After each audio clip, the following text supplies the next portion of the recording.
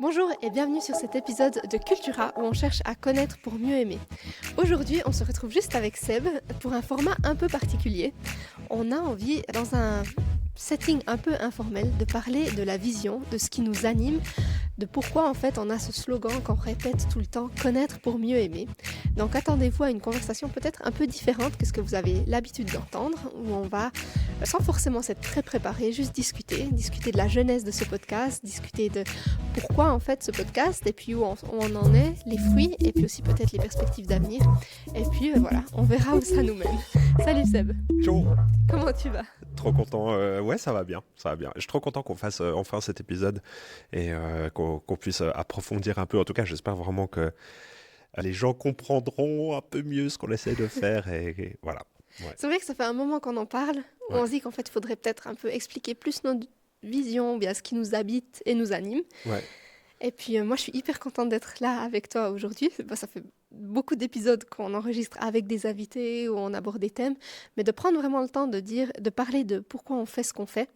Et puis je trouvais que ce serait cool de commencer par toi qui nous explique un petit peu la jeunesse de ce podcast, de où c'est né, comment ça a commencé, et puis où t'en étais dans ta vie quand tu t'es dit il faut un podcast, parce que moi j'ai rejoint l'aventure un peu plus tard, on en parlera après. Ouais. Mais du coup je te laisserai d'abord me raconter le début. Ouais. Je vais essayer de pas être trop long. Je te mais en couperai gros, si c'est trop long. Ça marche. Toujours, je peux toujours te faire confiance pour de l'efficacité. Mais du coup, en gros, ça a un petit peu commencé, je crois, enfin la genèse vraiment avant le podcast, quand je suis arrivé à l'EPFL pour mes études d'architecture.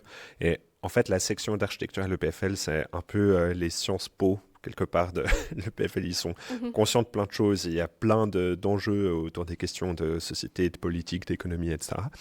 Et puis, du coup, il y avait toutes ces questions, enjeux éthiques, moraux, politiques, voilà. Et moi, je t'ai apuré, mais en tant que chrétien, je ne sais pas quoi répondre. Souvent, ma réflexion, elle est très peu profonde et j'ai l'impression que tous mes potes, ils ont déjà réfléchi à plein de trucs et moi, j'en suis où?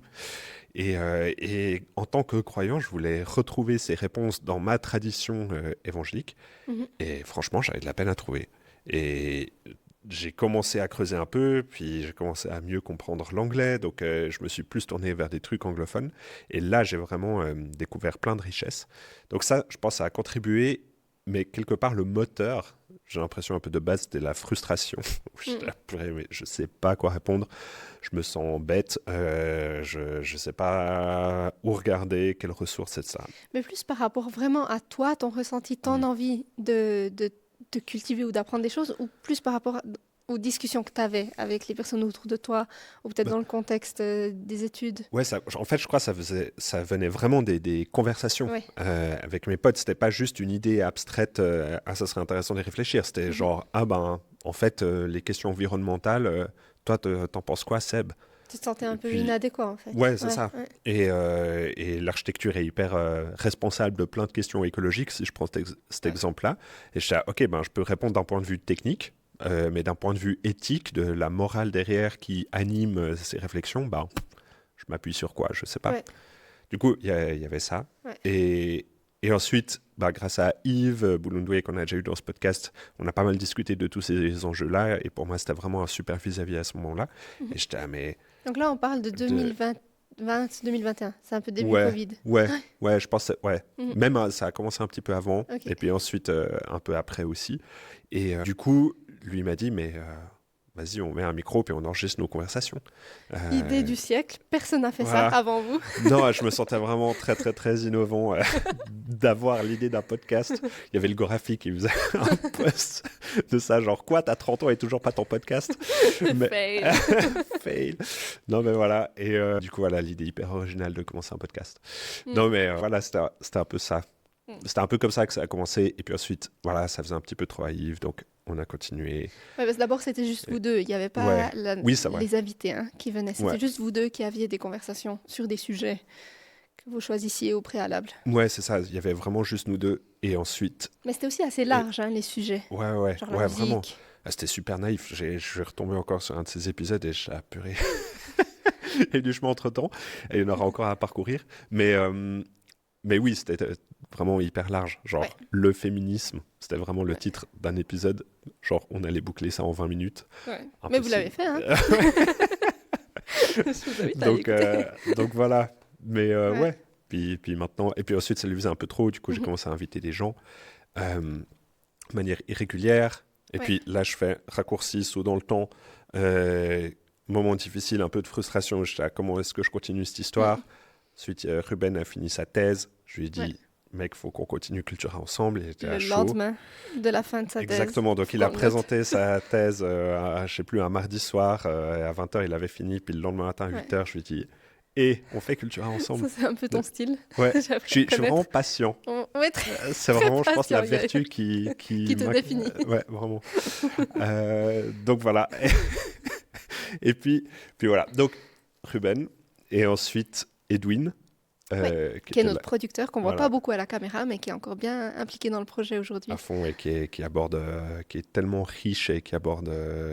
Enfin, j'aime trop sa manière de penser et de réfléchir et tout. Ouais, c'est ça. C'est pas juste les caméras et la technique, mais il donne beaucoup son avis et on le cherche aussi, son avis. Donc, c'est précieux. Exactement. Et puis ensuite, toi. It's me.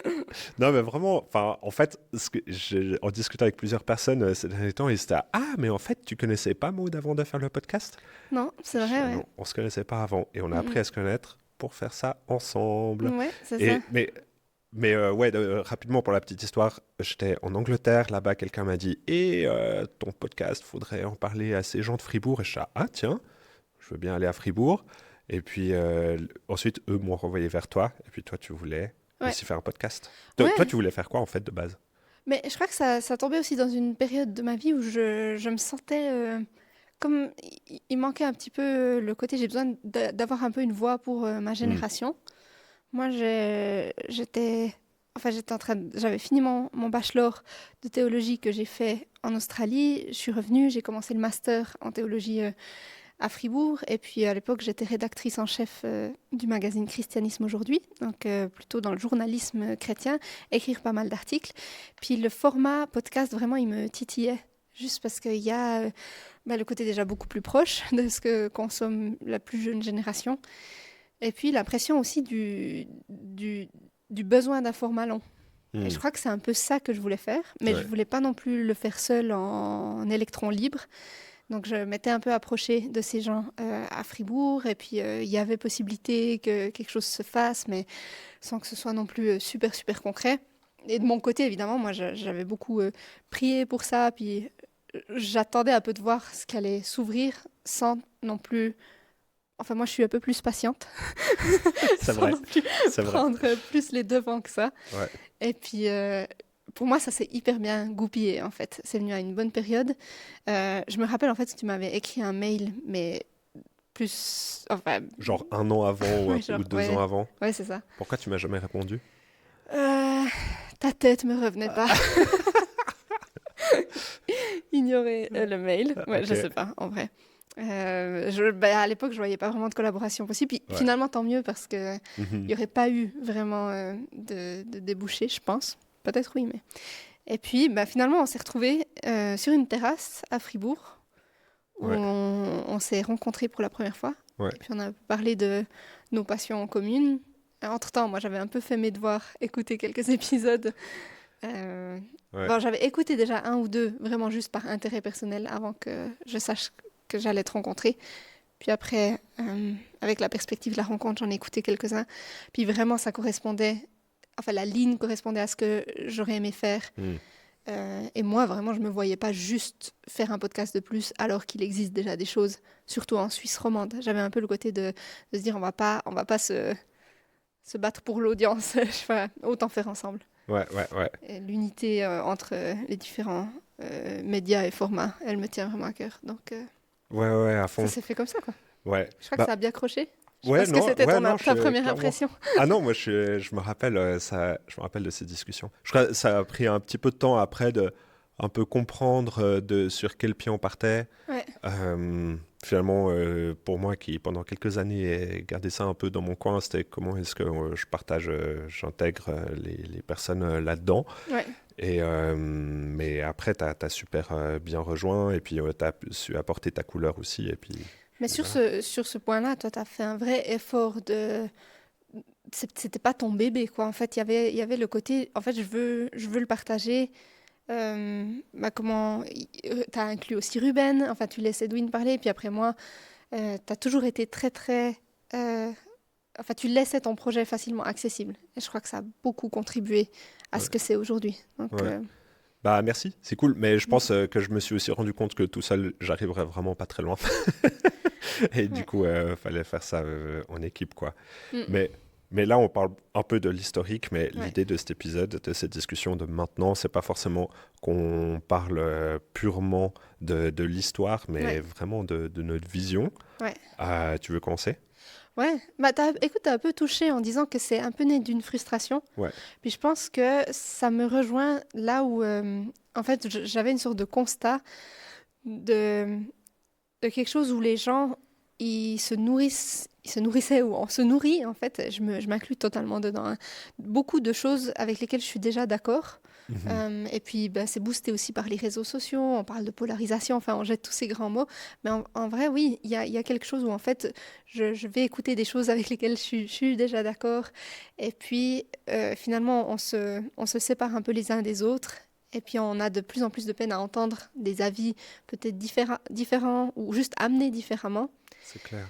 Et pour moi, ça, c'est un des premiers constats qui va amener vers la vision, hein, mais de se dire, en fait, il y avait d'abord ce constat de se dire, on ne peut pas juste être chacun dans notre tunnel, Mhm. il faut qu'on se parle les uns les autres. Mhm.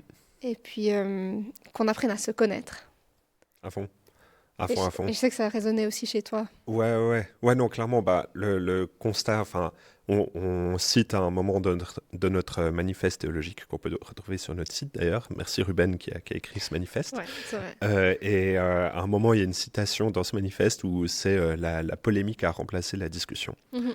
Et, en fait, c'est deux sociologues qui font ce constat-là par rapport aux réseaux sociaux, notamment, mais je pense que c'est vraiment quelque chose qui s'est généralisé dans plein d'autres aspects de notre vie aujourd'hui que la polémique a remplacé la Mhm. discussion. Mhm. Et il n'y a qu'à le voir, si on utilise un mot comme féminisme ou lutte climatique, eh Ouais, ben, il y a plein de bagages qui viennent avec, qui vont définir ouais. nos avis, nos réactions, notre Ça réveille intuition des va réagir. ouais, Ouais, ça réveille plein de choses et ouais. nos passions quelque part qui sont pas juste rationnelles, qui Mhm. vont un peu plus loin que ça. Voilà, parce qu'on est humain. Et en fait, si on n'a plus la discussion, qu'est-ce qui nous reste? Mm. Et pour moi, c'est vraiment une question. Enfin, des fois, ça me fait penser presque à l'histoire de Babel, de la tour de Babel, où Mm. en fait, on essaie de ressembler à Dieu, puis à la fin, on finit avec plein de langages différents, on n'arrive plus à s'entendre, à se comprendre. Et quelque part, j'ai l'impression qu'on se retrouve presque dans un moment Babel où on est là, on n'arrive plus à se comprendre. On parle le même langage, mais la manière dont ça résonne chez chacun, eh ben, c'est très différent. Mhm. Et je crois que quelque part, c'est le fruit du péché. Ouais. Je- un peu le péché, on n'aime pas trop ce mot, en vrai, le péché, mais c'est finalement le péché dans la Bible, c'est quoi? C'est quelque part rater la cible. Et puis, quelle cible? C'est aimer Dieu, son prochain et soi-même. Et de toute notre âme, de toute notre force, etc. Donc Marc 12, 30, 31, Matthieu aussi. Et du coup, ce péché, il nous sépare les uns des autres. Et comme le langage, la manière de plus réussir à communiquer, à plus discuter, nous sépare les uns des autres Mhm. aussi. Et dans ce sens-là, il y a une notion du péché autant individuel que vraiment systémique, collective. Et je crois voilà, qui est alimenté par les réseaux sociaux, etc. Et puis du coup, là, je réutilise un peu trois points que j'avais utilisés dans une conférence dernièrement, où c'était trois péchés que je vois un peu. C'est déjà, le premier, c'est le tribalisme. Donc, c'est nous contre eux. Ah, On se retrouve entre nous, nous exactement. qui sommes d'accord les uns avec les autres. Exactement. Donc, Mhm. toutes les personnes de la même communauté qui ont le même avis, et ça peut être par classe sociale, par niveau de richesse, par bord politique, par Ouais. religion. Enfin, il y a plein de, voilà, de communautés qui peuvent exister, mais communauté, c'est cool, mais quand ça devient du communautarisme, eh ben, là, c'est plus problématique, presque du sectarisme ou du Mm. tribalisme. Voilà. Donc ça, c'est un premier péché que je vois dans cette génération, enfin, pas la génération, en fait, c'est le moment, dans ce moment De cette culturel, époque, hein. Ouais. dans cette époque. C'est le premier truc, c'est le tribalisme. Le deuxième, c'est le cynisme, Ouais. quelque part. C'est en fait, le monde va mal, il y a plein de choses qui vont pas bien. Et le cynisme, c'est quoi? C'est une attitude de se mettre à distance et quelque part de se sentir supérieur aussi. En fait, je pense qu'il y a quand même des choses intéressantes dans l'attitude cynique parce qu'on apprend à critiquer, à identifier des choses qui vont pas bien. Mais le cynisme, c'est plus que ça. C'est quelque part se sentir supérieur et puis prendre une distance très forte. Et là, de nouveau, je pense que c'est un péché parce que ça nous sépare des autres et de nous-mêmes aussi. Est-ce que ce serait aussi de se protéger? Enfin, il y a une telle Mhm. peut-être douleur quand on est si proche, quand on se frotte aux choses, qu'il y a un côté, en fait, je coupe Ouais. pour me détacher et me protéger. Ouais, clairement. Je pense il y a un mécanisme de protection là derrière. Et de nouveau, qui est peut-être pas totalement malsain en soi. Hein. Ouais. Je pense que de nouveau, ce péché, quelque part, c'est pas forcément quelque chose que l'on choisit Ouais. individuellement de produire à l'encontre d'eux, mais Ouais. c'est plutôt le résultat d'un péché systémique plus global. Mhm. Euh, Et c'est une réaction, en fait, ouais, comme une exactement. conséquence. Mhm. Donc voilà. Et puis le troisième, c'est l'anxiété. Ouais.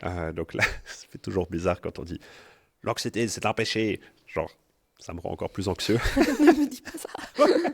C'est pas dans ce sens-là que j'aimerais le dire, mais c'est le résultat de justement, je pense particulièrement à trois choses. La première, c'est effectivement les réseaux sociaux qui contribuent à notre anxiété de manière générale. Mhm. Ils ont besoin, les réseaux sociaux, qu'on soit anxieux pour qu'on réagisse le plus, et c'est Oui. comme ça qu'ils font leur Ça chiffre crée, d'affaires. en fait, une émotion. Puis il se Exactement. trouve que l'anxiété, ça réagit bien. Ouais, très bon client. Ouais. Et puis, le deuxième, c'est, je pense, les choix énormes qu'on a Ouais. en termes de carrière professionnelle, Ouais, c'est ça. de L'impression de vie toujours passer à amoureuse, côté de quelque etc. chose, en fait. Exactement. Ouais. Et on a zéro contrainte. Puis la troisième raison, je dirais que c'est juste les récits vers lesquels on arrive, que ce soit sur la question climatique, de guerre, de perte de la démocratie, etc. Et puis, finalement, c'est quand même la première fois en 500 ans d'histoire que on voit l'avenir d'une manière moins radieuse que ce qu'on voyait le passé. Et Ouais. ça, ce changement de paradigme, il reste quand même immense. Et je pense Mhm. que notre génération en particulier, et encore plus les plus jeunes, sont face à un événement historique, culturel, qui n'a pas été vécu depuis très très longtemps. Ouais. Donc tout ça, je pense, ça contribue à l'anxiété Ouais. et qui, du coup, empêche de créer un moment de discussion, d'échange qui soit simple. Donc voilà, mais là j'ai un peu Ouais. parlé, j'ai beaucoup parlé, mais 3 points, 3 sous-points. 3 Bravo. points, voilà, Très marketing. c'est efficace. Donc ouais, Mais ouais. tribalisme, cynisme et anxiété, Ouais. pour moi c'est un peu les trois péchés quelque part systémiques qui sont dans lesquels on baigne sans forcément s'en rendre compte et qui contribuent à la nécessité, je crois, de notre démarche, Ouais. comme on essaie de la créer. Mais toi, Ouais, tu avais clairement. aussi réfléchi un peu à cette nécessité, Ouais. ce besoin de la démarche. Enfin, Ouais, t'en penses exactement. quoi? Ouais. Avec peut-être un constat pour le coup un peu moins morose, mais il y a besoin des deux. Moi, il y avait aussi ce souhait de se dire, en fait, il y a une telle richesse parmi les différentes traditions chrétiennes Mm. qu'il faut un endroit où on en parle, où on invite des gens d'autres traditions. Donc en fait, je partage tout ce constat que tu as, et puis il y a cette touche ajoutée où je trouvais tellement important qu'on sorte de... Alors on est les deux issus du milieu évangélique, qu'on sorte un peu de ce milieu-là, et puis qu'on invite d'autres voix à venir pour des discussions constructives. Et ça a aussi été une des motivations pour moi, pour nous, et je sais que tu partages aussi cette ouverture, en fait, que tu aimes ça. Mais je sais pas, à travers mon parcours, j'ai pu découvrir un peu le milieu pentecôtiste, le milieu évangélique que je connais bien. Moi, je viens aussi du milieu anabaptiste. En ce moment, je fais plutôt mon master chez les catholiques. J'ai récemment rencontré des coptes en Égypte, j'ai des amis juifs messianiques. Il y a une telle richesse, en fait, dans le corps de Christ que une plateforme où il y a une ouverture œcuménique de la part finalement de Suisses romans ici qui donnent leur plateforme à ces voix-là. Moi, je trouve que c'était hyper important de faire ça. Ouais, à fond. Et pentecôtiste, du coup, c'était à Hillsong, en Australie. Hillsong, c'est considéré comme pentecôtiste, vraiment? Eux, ils se considèrent comme église contemporaine. Il y a Ok. une bataille sur Wikipédia. Mais non. Si. Ah, trop drôle. Ouais, où c'est Ok. non, église pentecôtiste, et puis quelqu'un Ok. interne chez Hillsong va toujours dire non, église contemporaine. Ok, ok. Donc non Ah, dénominationnel. Je dirais que, enfin, on ne va pas débattre maintenant du statut, mais Mais effectivement, ils sont Ouais. pentecôtistes sans être aussi charismatiques que d'autres Ouais. églises typiquement pentecôtistes. Ouais. Et aussi, tu utilisais, tu dis, je suis évangélique, je suis ménonite. Ouais. Est-ce qu'on peut vraiment, enfin, Est-ce que c'est c'est quoi compatible? vraiment La question de ma vie. est-ce que c'est compatible? Non, mais tu vois, genre, enfin, c'est à quel moment que tu utilises quelle étiquette, Ouais. qu'est-ce qui correspond le mieux, c'est quoi la nuance entre les deux? Ouais, bonne question. Je me définis d'abord comme anabaptiste ménonite. Et ça, c'est vraiment la tradition et la théologie où je me sens à la maison. Et puis évangélique, qui est finalement une couleur qui est venue après coup hein, dans l'histoire, où maintenant je fréquente une communauté qui se définit comme ménonite évangélique, et du coup qui s'associe au mouvement évangélique plus large en Suisse romande, enfin en Suisse, enfin aussi de manière internationale. La nuance, je dirais que l'héritage anabaptiste, c'est surtout un héritage plus historique de la tradition. On a fêté 500 ans de tradition. Et puis qui se rapporte à en fait, la réforme radicale avec certains points qu'on porte encore aujourd'hui, comme le pacifisme, l'importance du baptême des adultes, mais qui est aussi partagé par les évangéliques typiquement, la séparation de l'État et de l'Église, qui est aussi portée par les évangéliques, mais peut-être de manière moins consciente ou conscientisée. Donc la nuance, elle est un peu difficile à trouver, mais mon arrière-plan et mon héritage, il vient clairement du milieu anabaptiste. Et puis aujourd'hui, j'ai pas de peine à me définir aussi comme évangélique. Ouais, trop stylé. Et on va passer à une deuxième partie de cette discussion qui sera, à part si tu veux encore dire quelque chose. J'ajoute juste un Ouais, troisième vas-y. point, c'est celui du besoin de créer de la culture. Ouais. Où en fait, dans tout ce constat, en fait, ce que tu dis par rapport aussi aux différents péchés, et de se dire en fait de quoi on s'abreuve, qu'est-ce qui vient nourrir aussi ces choses-là. Et puis on sait aussi que sur les réseaux, ben voilà, il y a beaucoup de choses qui passent. Et on est envahi par une culture, alors beaucoup qui nous vient des États-Unis, quand même, de la France aussi, si on est francophone. Et puis, comme de se dire, est-ce qu'il n'y a pas moyen de créer de la culture? Est-ce que ce ne serait pas une réponse au lieu de juste soit se retirer, être cynique, mais de mettre les mains dans le cambouis et puis de se dire, en fait, on va juste créer de la culture. De toute façon, tout le monde crée, il y a tellement de choses sur le marché, est-ce qu'on ne se mouillerait pas?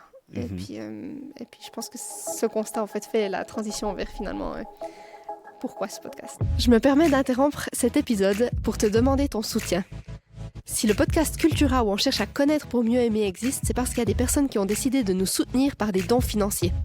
Si toi aussi tu as à cœur de le faire, alors soutiens-nous par un virement bancaire en utilisant directement nos informations qui se trouvent sur notre site ou en rejoignant la plateforme de financement participatif Tipeee où chaque personne peut décider du montant avec lequel elle nous soutient par mois.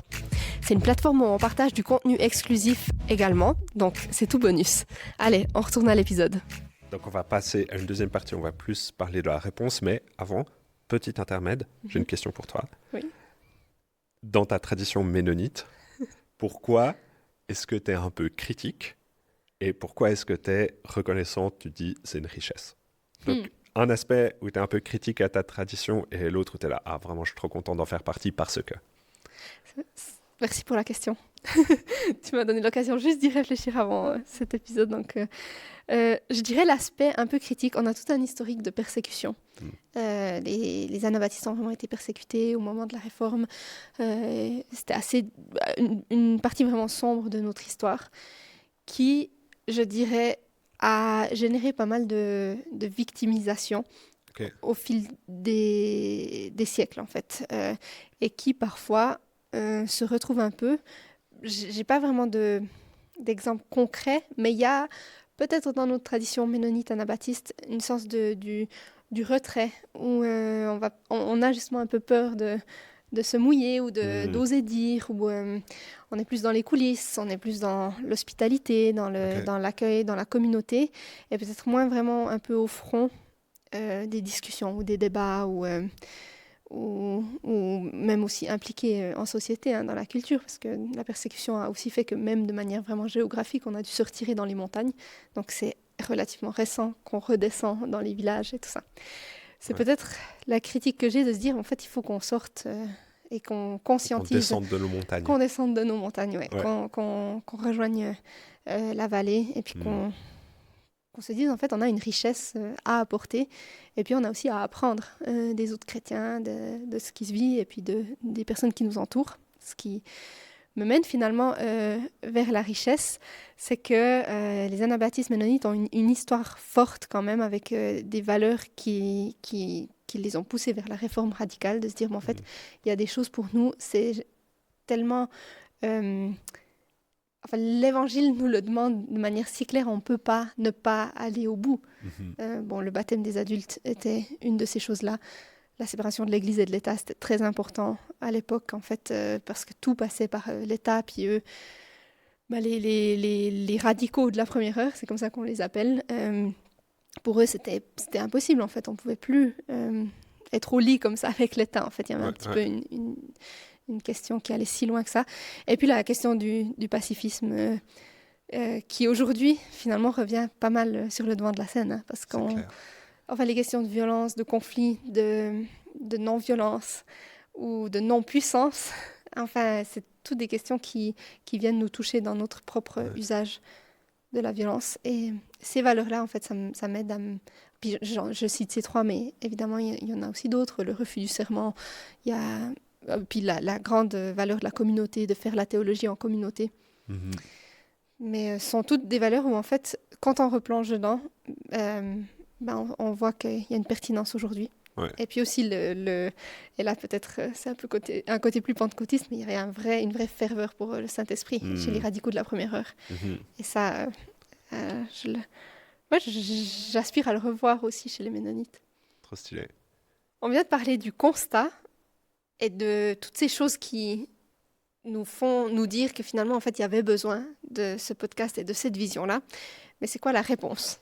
Et là, je te laisse me dire un petit peu. Ouais. C'est toujours plus facile de poser la question que de donner la réponse à la question. Il faut quelque chose. Voilà. Faisons quelque chose. Non, c'est clair.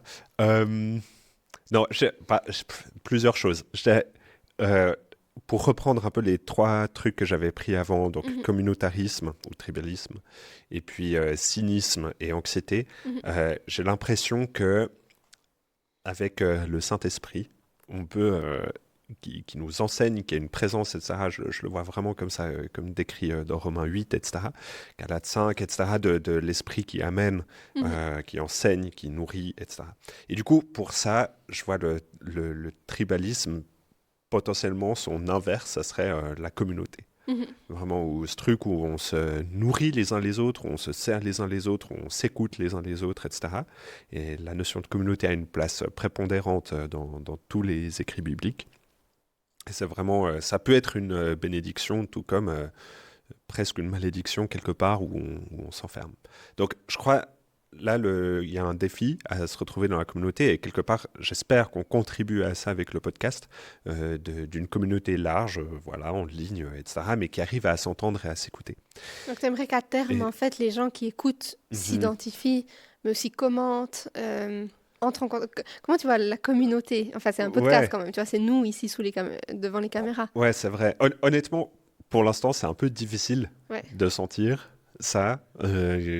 Même si on le voit quand même, quand on discute, quelquefois ça arrive, nous deux, je sais, on a discuté quand on est à l'église ou dans certains événements à connotation religieuse ou comme ça, et voilà, on rencontre rapidement des gens, c'est toi qui fais ça, nanana. Ça fait toujours un peu bizarre d'ailleurs, mais voilà. et du coup, là, j'ai l'impression qu'il y a un sentiment de communauté. J'aimerais bien d'ailleurs qu'on fasse un événement une fois, genre vraiment en physique. En fait, j'allais le dire, c'est un peu vers ça que ça tend. Ouais, c'est ça. Idéalement. Bon, on en parlera peut-être après dans les perspectives, mais ce serait trop cool, en fait, de mettre ces gens ensemble. À fond. Et puis de réfléchir ensemble. Et puis nous, on voit des fois des petites stats, mais on ne sait pas vraiment c'est quoi la vie des gens derrière. Moi, je rêve des 7000 fans de Dostoïevski dans une pièce. C'est clair. Je dis ça parce que notre épisode sur Dostoïevski a dépassé nos attentes sur YouTube. Complètement. On s'y attendait pas du tout. Complètement. Donc ça, c'est une communauté. Absolument. J'espère qu'on arrivera à voir un peu plus large que Dostoïevski, même si c'est déjà immense. Mais... Je crois qu'on a trouvé notre voie là. Donc il y a ça, la communauté. Le deuxième, donc on parlait du cynisme. Et je crois que c'est plus... Quelque part, l'inverse de ça, c'est le discernement. Et de nouveau, ce que je trouve intéressant dans le cynisme, c'est que finalement, les cyniques sont très bons à dénicher l'hypocrisie, des injustices, Ouais. etc. Mais maintenant, c'est qu'est-ce qu'on en fait? Est-ce qu'on les dénonce juste? Est-ce qu'on les regarde juste? Mhm. Ou est-ce qu'on essaie quelque part de les redresser? Ça peut paraître un peu prétentieux de dire ça, mais de les modifier pour que ces injustices, etc., se transforment et qu'on puisse contribuer à quelque chose de sain, de bon. Donc le Mhm. discernement. Et D'accord. puis, Et j'ajoute ouais, juste en fait vas-y. de se dire proposer aussi une alternative. Parce Ouais, que en fait, ce c'est que tu vrai. dis, ça me fait aussi penser un petit peu à cette cancel culture où en fait t'es là juste pour dénoncer Mm, et puis on dénonce, point, c'est tout. On ouais, passe à autre chose. Puis je pense qu'il y a quelque chose dans l'évangile qui nous appelle à une voie plus prophétique.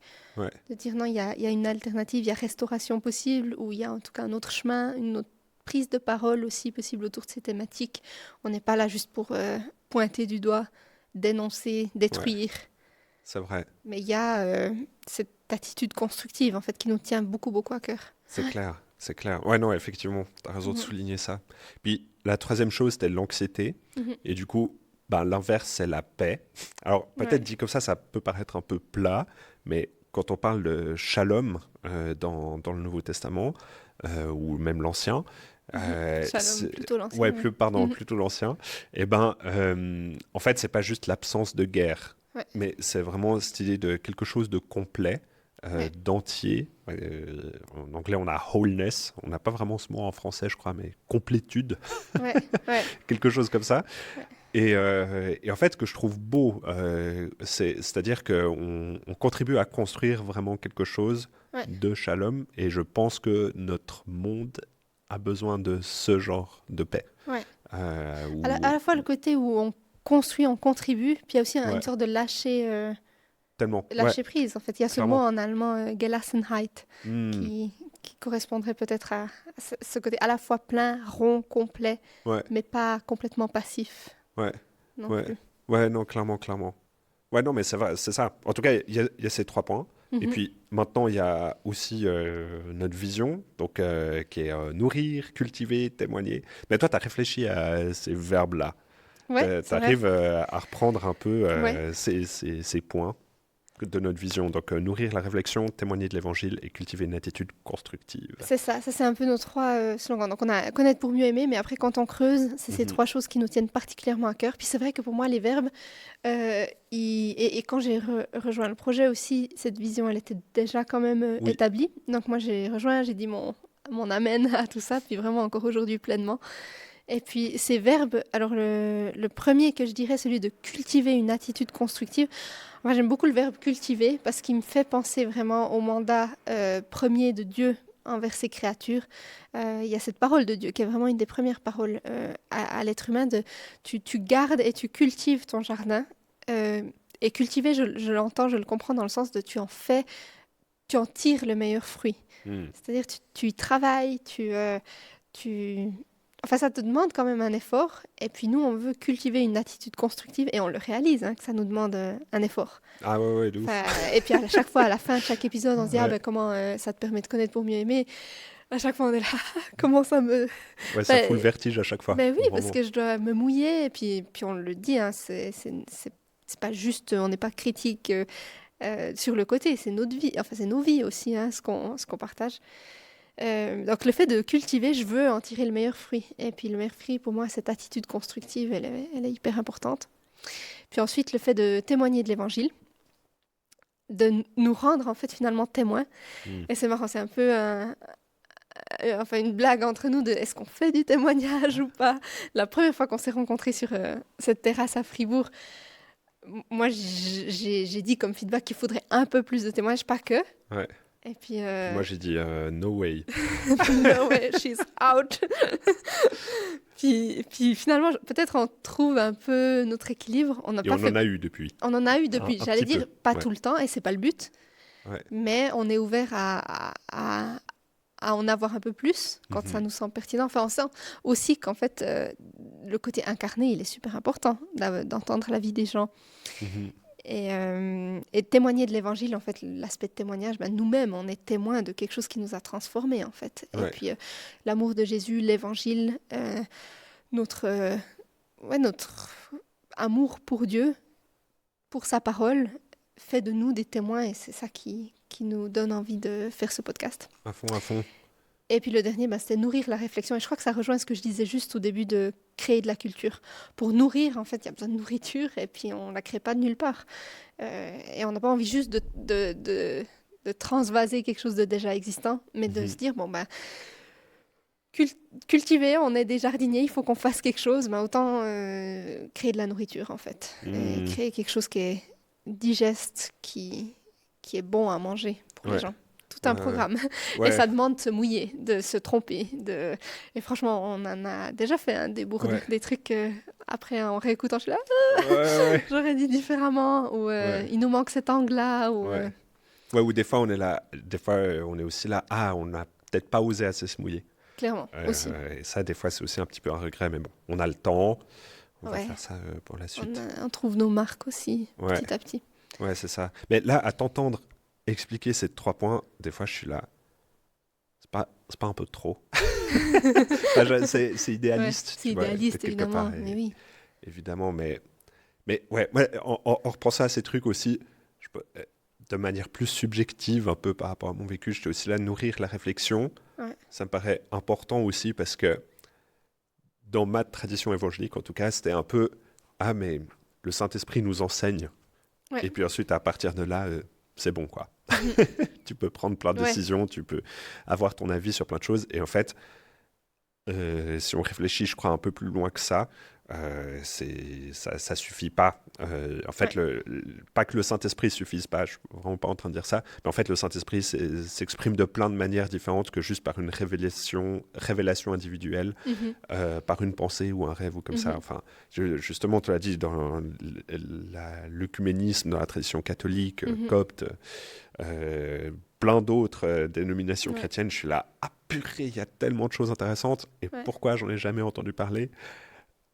En tout cas, c'était mes réflexions à un moment, genre, purée, en fait, Jacques Ellul, par exemple, pour ne nommer qu'un. Il t'est vraiment venu par hasard, lui, je pense. Non, mais en fait, je crois que la première personne à m'en avoir parlé, c'était soit un prof à l'EPFL, soit Denis, mon libraire.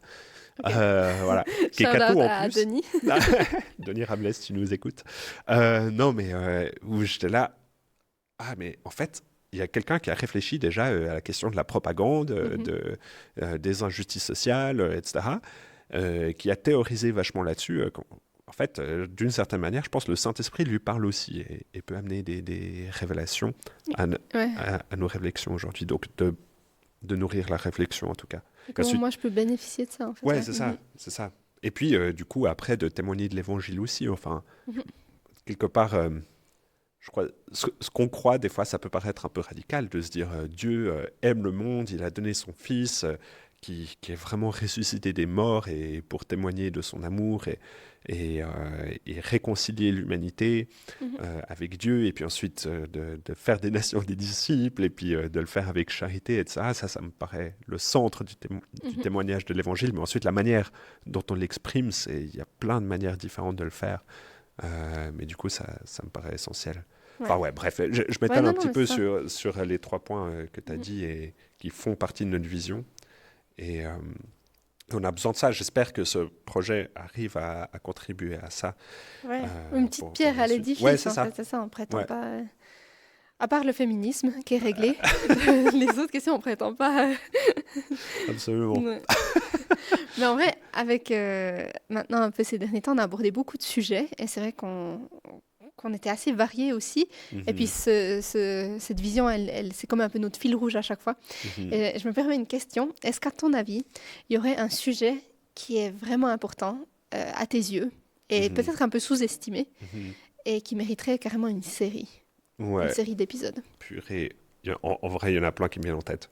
Mais peut-être un en particulier, c'est que je verrais bien une série, c'est sur le rapport à l'argent.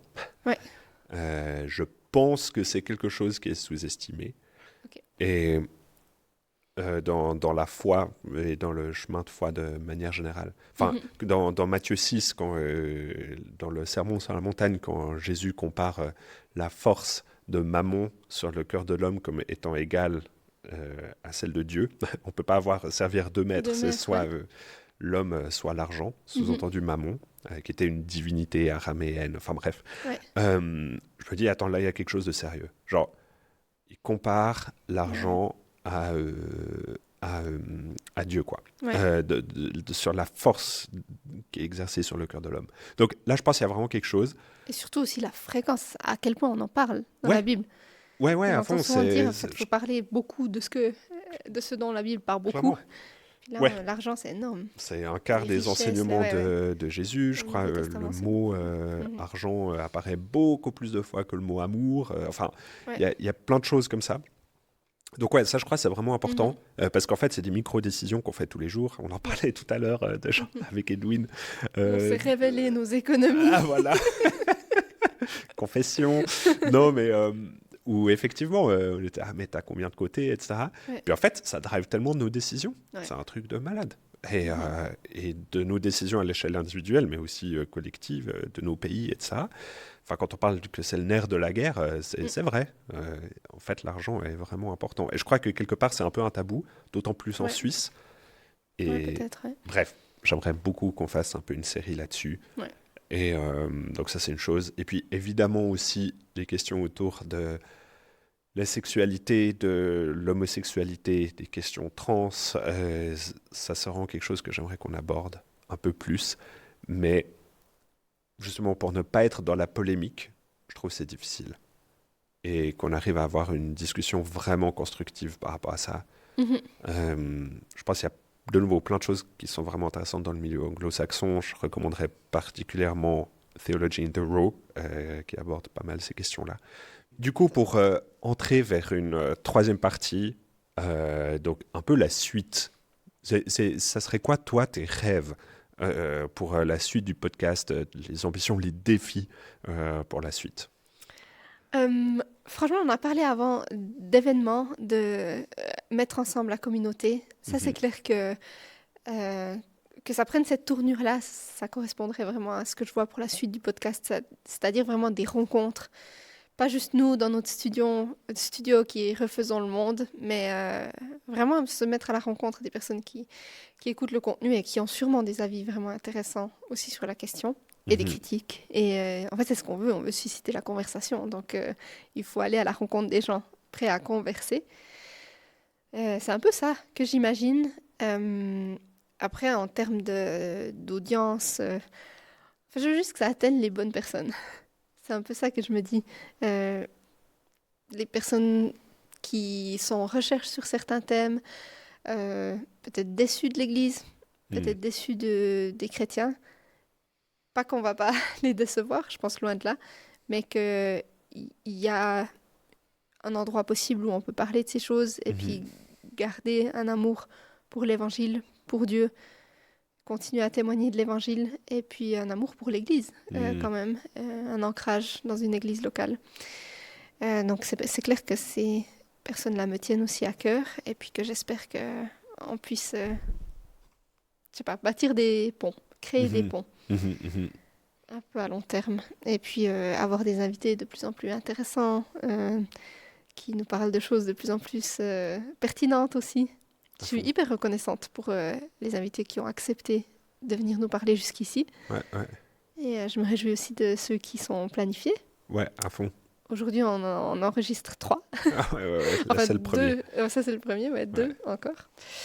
Euh, donc voilà, qu'est-ce que toi tu vois? Il y Hmm, a des choses qui me viendront en tête pendant qu'on parle aussi, mais ouais, qu'est-ce que toi tu vois comme suite? ouais, ben, peut-être déjà pour les gens qui sont un petit peu curieux sur nos stats, rapidement quelques nombres qui me viennent comme ça dont je me rappelle, c'est que il y a environ, là au moment où on enregistre, il y a à peu près 800 personnes qui sont abonnées sur nous sur YouTube, Mhm, sur nous, à notre chaîne sur YouTube, mhm, autour de 600 sur les plateformes de podcast, mhm. et puis un peu plus de 1300 sur Insta. Et puis du coup, ce qui est intéressant, c'est qu'il y a de plus en plus de gens sur les plateformes donc YouTube, la majorité, c'est vraiment en France maintenant, notre audience. Ah ouais, Et puis sur les plateformes de podcast, ça reste à peu près 60% en Suisse, mais maintenant on ok, a quand même 40% en France, Belgique, beaucoup. ok. Donc ça augmente un petit peu et ça fait plaisir, quoi. Donc Mhm, j'ai l'impression que mhm. c'est beaucoup et pas beaucoup à la fois, quelque part. Et puis aussi la tranche d'âge, je crois plus de la moitié des gens entre 25 et 40, Ok, des personnes qui nous écoutent, donc à peu près notre tranche d'âge. notre tranche d'âge, ouais, c'est Ouais. ça. Donc ça, c'est aussi intéressant de juste voir Ouais. comment ça évolue. Et je me réjouis de voir comment ça évoluera pour la suite aussi. Et puis sinon, concrètement, pour des rêves pour la suite, en fait, je crois, si je suis honnête, juste mon rêve le plus important, c'est que les gens puissent découvrir l'amour de Jésus. Je crois Ouais. que c'est vraiment ça qui m'anime le plus. J'espère que les gens qui nous écoutent peuvent encore un peu plus se rapprocher de l'amour de Jésus et de Dieu. Et ça, je crois, c'est mon rêve le plus profond et le plus fort pour cet épisode. Enfin, pas juste cet épisode, mais le projet de manière Mhm. générale. Évidemment, très difficilement mesurable, mais je crois que c'est ça. Ouais, et quelque part, il y a vraiment cette volonté, quelque part, de rencontrer Dieu, que j'ai comme rêve, qu'on puisse tous ensemble rencontrer Dieu. Puis du coup, il y a plein de chemins pour y arriver, mais je crois que j'aime en fait cette image de Jésus dans le Nouveau Testament où c'est venez à moi comme des enfants. Mm. Et les enfants, ils ont quoi? Ils ont plein de questions. Mhm. Et du coup, que moi j'ai envie, j'ai quelque part d'être un enfant et d'aller vers d'autres personnes, qu'elles soient croyantes ou non. D'ailleurs, on a aussi eu des gens pas forcément authentiquement, profondément fervents en croyant. Mhm. Mais pourtant, je pense que Dieu parle à plein de personnes différentes. Et du coup, je crois que c'est venir, que notre rêve, enfin mon rêve en tout cas, c'est qu'on puisse oser venir à Dieu avec nos questions, comme des enfants, et qu'on puisse, j'espère, contribuer à plus de courage dans nos églises, dans nos vies de foi, dans Ouais. nos chemins de foi, etc. À plus oser affronter ces questions et oser chercher, creuser dans la tradition chrétienne, etc. Mm. Et être énervé aussi. Ouais. Je crois, des fois, c'est un peu un retour qu'on a, tu disais tout à l'heure, avec des gens qui sont, ah, j'ai trop aimé cet épisode, et puis cet autre, un peu moins. Ouais. Et moi, ça m'a surpris, ou ça m'a limite mis en colère, etc. Ouais. Puis je suis là, ah ben cool. On fait peut-être quelque chose de juste. Ouais, c'est ça. Et Ouais. ça, c'est vraiment cool. Et aussi, ce que je vois, là, c'est un peu méli-mélo, tout ce que je dis, mais je suis reconnaissant aussi qu'on a une audience, je le vois en discutant avec les gens, qui certains sont vraiment plus progressistes d'un point de vue théologique ou politique d'ailleurs, d'autres plus conservateurs Mhm. et aussi théologiquement. Et du coup, j'ai l'impression, si on arrive à avoir une audience qui est autant progressiste que conservatrice, ça veut dire qu'on arrive peut-être à trouver un peu l'essence du christianisme. Et ça, je crois que ça serait un super compliment si on arrive continuellement à avoir des gens qui sont un peu de ces deux bords-là. Et peut-être à terme les faire se parler. Ah ouais, à fond. Enfin, franchement, ouais, le défi de l'unité Ouais, et le combat contre justement le tribalisme dont tu parlais au début. ouais. Mais il y a aussi cette notion, et c'est un livre que j'aime beaucoup, de Henry Nouwen, qui parle des 3 mouvements de l'âme. Et je vais juste citer un seul pertinent pour ce dont on parle maintenant. C'est vraiment ce mouvement de l'hostilité à l'hospitalité Hmm. qui me parle beaucoup dans notre rapport les uns aux autres. Et puis, c'est vrai qu'on a ce slogan «Connaître pour mieux aimer», qui demande de s'ouvrir, Ouais. de vraiment apprendre à connaître, oser se laisser défier dans nos a priori, dans nos préjugés, pour mieux aimer, aimer Dieu, aimer mon prochain, surtout aimer mon ennemi, Ouais. aimer moi-même, m'aimer moi, aimer la parole de Dieu, aimer... Enfin, le aimer, il peut tellement se comprendre de différentes manières, mais en tous les cas, je sais que je veux mieux aimer. Mhm. Et aujourd'hui, on veut tout mieux. Je veux être plus performant, je veux être plus efficace, tout nous pousse à vouloir mieux. Et j'aime l'idée que nous, ici, on veut vraiment mieux aimer. Hmm. Il y a vraiment une démarche de je suis dans la course pour le mieux. Et je vais être celle qui aime le mieux mon ennemi. À fond. Ouais. Ouais. Non, mais amen. J'ai envie de dire vraiment à fond, non, je suis très Ouais. d'accord. Mais maintenant, si on parle un petit peu de perspective et puis on ose rêver, toi, Ouais. Seb, qui serait ton invité idéal sur le podcast? Ou rêver? Rêver, Ouais. rêver. Non, je crois que j'en aurais deux. Ok. Le premier, tu le sais, c'est le pape. Le pape actuel, Le pape qui parle actuel, français. exactement, C'est pour ça que tu le cites. Ouais. exactement. Donc le pape Léon. Mhm. Euh, et- je ne lui ai pas encore envoyé d'invitation. Peut-être qu'il faudrait que je le fasse. Homme de peu de foi.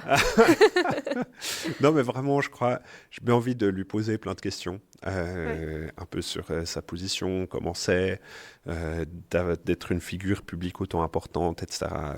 Aussi, comment c'est de passer de finalement quelqu'un d'assez peu connu, avant d'être pape, on est franchement rarement connu, et d'un coup, on est Ouais. hyper connu. Ouais. Donc voilà, j'aimerais bien voir le pape. Et puis, peut-être quelqu'un d'autre, vraiment rien à voir, ça serait Viggo Mortensen, donc, Ok. qui est l'acteur d'Aragorn dans Le Seigneur des Anneaux. Qui Euh, parle français? et il parle un petit peu français. Je ne sais pas à quel point il parle vraiment bien Ok. français. Parce que c'est quand même un critère. Oui, On ne peut pas c'est dire ça. n'importe qui. Voilà. Ouais. Donc, lui, je sais pas, il a plein de réflexions hyper intéressantes. J'ai écouté quelques interviews de lui. Ouais. Et il incarne des personnages dans ses films que je trouve tellement riches. Je Mhm. pense aussi à ce film, Family Fantastique. Je ne me rappelle plus le titre. Bref, les gens retrouveront. Mais oui, c'est un père célibataire qui Ok. s'occupe de ses enfants dans la forêt, etc. Il y a quelque chose de presque sectaire avec ça, et puis ses enfants se rebellent, etc. Et je trouve ça trop beau, les rôles qu'il incarne de manière générale. Ok. Donc voilà. Est-ce qu'à lui, tu lui as envoyé une invitation? Non, Mais... mais faut que je fasse. Oui. Mais bon, on a le temps. Je vais essayer ces prochains jours. Ouais. Donc voilà. Bien. Cool. Et toi? Moi, j'ai un peu réfléchi à des personnes, mais en vrai, moi, je suis quelqu'un d'assez enthousiaste Mhm. par rapport à n'importe qui. Et c'est pour ça, au fait, aussi que j'aime bien le témoignage, parce que j'ai l'impression que chacun a quelque chose un petit peu à contribuer Ouais. à la grande, à l'édifice. Mais voilà, si je devais réfléchir, il y a un petit peu ces gens qu'on voit beaucoup, dont on entend beaucoup parler, que ce soit influenceurs, que ce soit personnes qui ont marqué la culture. Enfin, je pense à un Gad Elmaleh, typiquement. Mm. Ce serait trop bien de l'avoir, de parler de son parcours, de qui il est, de son revirement aussi, de sa conversion au catholicisme. Aussi dans les arts, j'ai pensé à Vianney, Ouais. qui a lui aussi vraiment... Enfin, qui porte, je ne le connais pas, mais ça m'a l'air d'être quelqu'un qui fait les choses aussi parce qu'il y a des valeurs, un sens, Ouais. en tout cas qui se démarque un petit peu du milieu. Voilà, dans plus le côté plus influenceur, je pense au couple le plus emblématique de France, là, Thibaut InShape, Juju Fitcat, je trouve juste, pourquoi pas les avoir, tu sais? Ouais, Ah, tu ouais, connais ouais. pas, oui. Ouais. Mais c'est fou leur Énorme. histoire, ça me fascine. Et puis ils se sont mariés récemment, Ok. enfin aussi, voilà, pourquoi le mariage? En vrai, il n'y a Ouais. rien qui les obligeait à se marier, pourquoi ils ont choisi ça? J'aurais un tas de questions à leur poser. Et puis coup de cœur personnel, pas beaucoup de monde vont connaître, mais Sylvie Germain, qui est une auteure Ok, je connais pas. sur laquelle j'ai pas mal étudié durant mes années de gymnase. Et puis, elle, en vrai, ce serait possible. Ok. Enfin, à Trop voir. stylé. Genre, elle est dans les parages, elle est pas si loin, Ouais. encore vivante. Let's go. Faut que je À lui, faut que je lui essayer. écrive, ouais. À fond, Pourquoi à pas. fond. Trop bien. Bah voilà. Merci pour cette conversation, Maud. Ben, merci à toi, Sébastien. Non, c'est toujours précieux un peu de réexplorer pourquoi est-ce qu'on fait ce qu'on fait. Et, Ouais. et j'espère que dans un an, quand on réfléchira de nouveau un peu à ça, Mm. on se dira ah ouais, ben, il y a eu un peu de progrès quand même. Et Peut-être, ouais. j'espère qu'on arrivera à mieux aimer, qu'on arrivera aussi un peu à se frotter à peut-être des questions encore plus difficiles que ce qu'on a fait jusqu'à maintenant. Ouais. Je crois que c'est un peu mon désir qu'on arrive à être un peu plus courageux, encore un peu plus Audacieux, courageux. ouais. Mieux courageux. Non, mais clairement. Ouais. Et puis là aussi, on ferme finalement une saison, une Ouais. année. Ouais. Ça fait 1 an qu'on publie avec la vidéo, Ouais. enfin que c'est cette nouvelle saison. Et avec toi? Et avec moi, effectivement, j'ai rejoint l'aventure, c'était le 15 juin 2025. Et Ouais. puis cet épisode sort maintenant fin juin. Et on s'apprête à prendre une pause pendant le mois de juillet, Yes. à revenir vers vous à la rentrée avec du nouveau contenu, des nouveaux invités. Et puis si cet épisode vous a plu, n'hésitez pas à nous contacter en commentaire, à nous dire ce que vous en avez pensé. Et puis nous, on vous souhaite un très bel été, un très beau mois de juillet. On vous retrouve en août. Et puis merci beaucoup pour votre écoute. Merci d'être aussi cette audience dont on a parlé plusieurs fois, de nous suivre et puis de faire que Cultura poursuive son aventure. Merci beaucoup et à bientôt.